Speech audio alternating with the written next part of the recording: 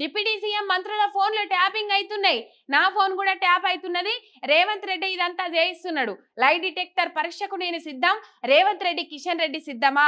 ఓటుకు note case భయంతోనే బీజేపీతో మిలాఖత్.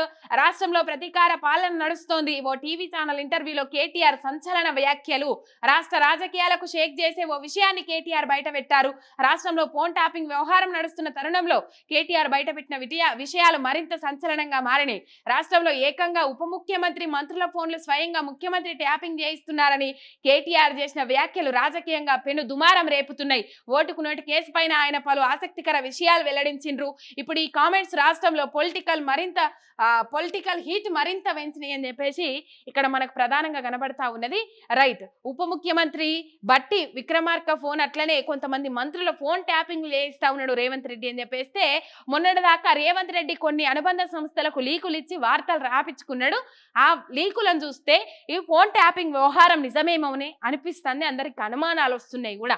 మొత్తం మీద మరి దమ్ము ధైర్యం ఉంటే ఒకవేళ ఇది నిజమని మీరు నిరూపించాలని అనుకుంటే, ఆరోపణలు కేటీఆర్ మీద బీఆర్ఎస్ ప్రభుత్వం మీద ఖాళీ ఆరోపణలు కాకుండా అవి నిజము ఆధారాలు ఉన్నాయని చెప్పేసి మీరు నిరూపించాలనుకుంటే లై డిటెక్టర్ పరీక్షకు సిద్ధంగా రాన్రి, కూర్చోన్రి, అందరు ఒకే దగ్గర కూర్చొని అదే చేయండి. మొత్తం మీద కేటీఆర్ ఈ మాటలు మాట్లాడిర్రు.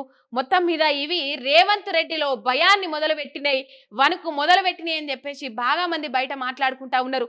నిన్న కేటీఆర్ మాటలు ఎన్నో లెవెల్ అయినా